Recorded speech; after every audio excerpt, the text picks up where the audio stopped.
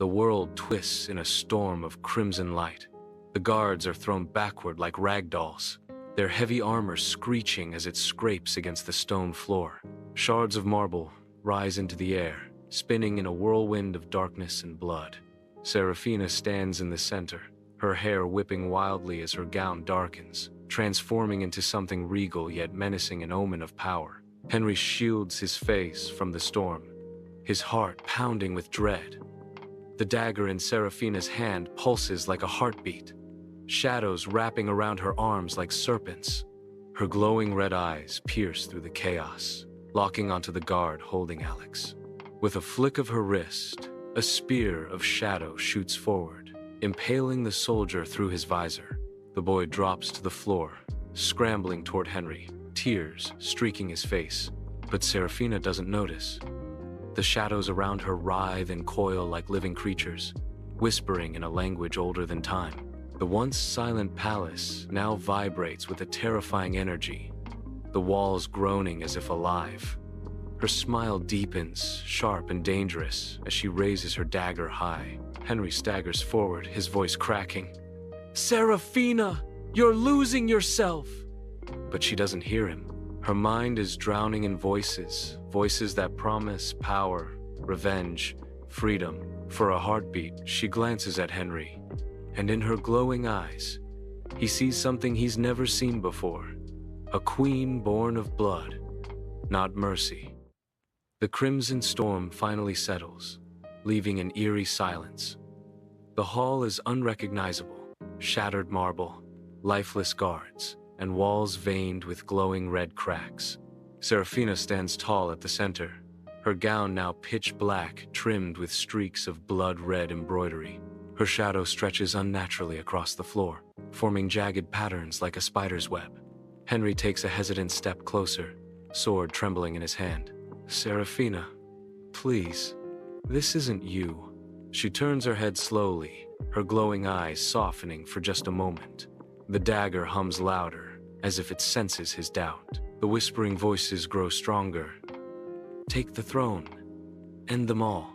Suddenly, heavy footsteps echo through the hall. A massive figure steps forward, a towering knight clad in black steel, his cape tattered, his visor glowing brighter than any guard before. He drags a colossal blade that sparks against the ground. "Seraphina of the bloodline," his deep voice rumbles. "Your awakening was foretold. The throne is yours, if you can survive me." Henry positions himself in front of the children, panic and resolve battling in his eyes. Seraphina tilts her head, a chilling smile tugging at her lips. For the first time, her voice carries the weight of royalty and wrath. "Then kneel, or bleed." Seraphina's breath quickened as her trembling hands clutched the crimson blade, now glowing brighter than ever. The whispers in her head grew louder, weaving together into a voice both ancient and commanding. "You are the heir of fire and blood. Take what is yours."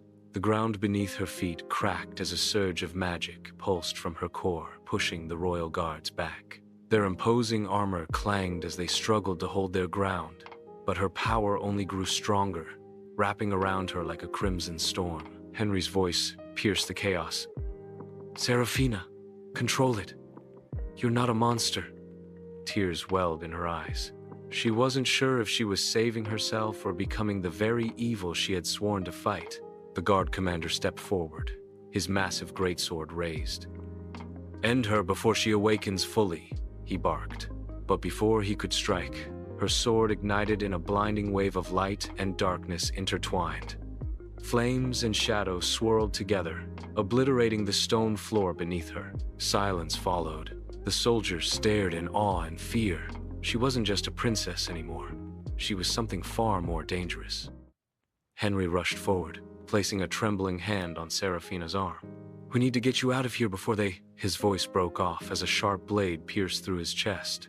A gasp echoed in the grand hall. Behind him stood Alex, his young face twisted in guilt and determination. "I'm sorry. They said they'd kill us all if I didn't," Alex whispered, tears streaming down his cheeks. Seraphina's scream shook the walls as she caught Henry before he collapsed. "Why, Alex? He trusted you, she cried.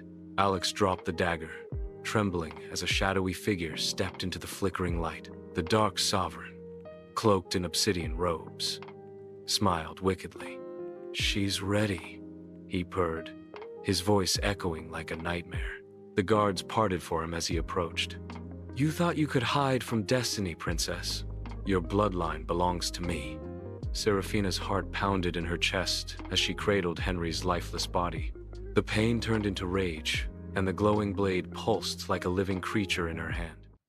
The throne room darkened, as if the very light had fled in fear.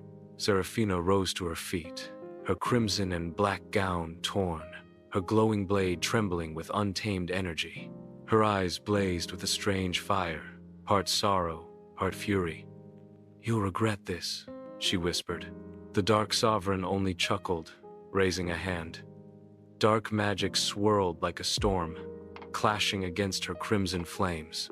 The force of their magic tore through the palace walls, sending stone and fire raining down. Knights fled as the very castle shook beneath their feet. In the chaos, Alex knelt, sobbing. I didn't want this. But Seraphina didn't even look at him. Her focus was locked on the shadowed figure. For a moment, their eyes met, and the Dark Sovereign's grin widened.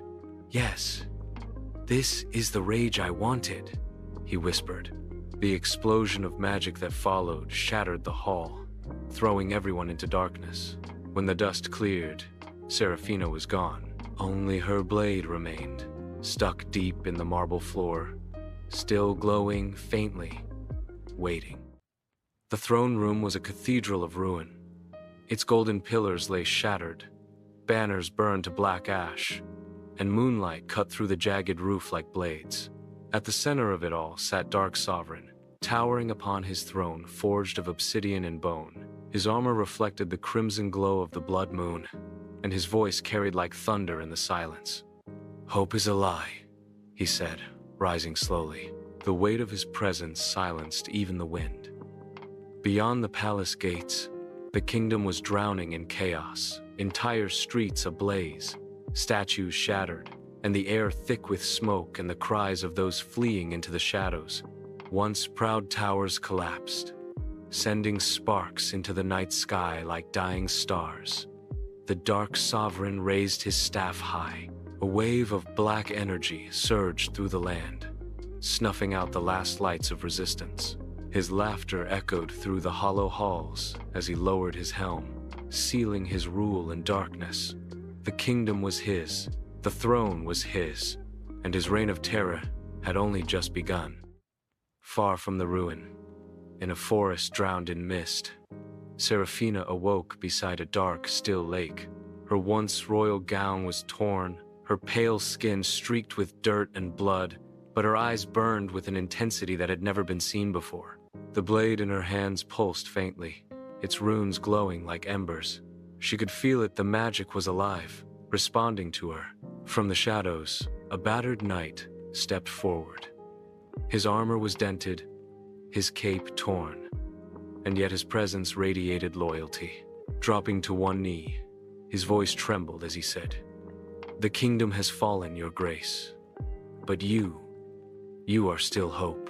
Seraphina rose, the weight of his words settling like steel in her heart. She stared into the mist, her gaze fixed on the distant silhouette of the palace.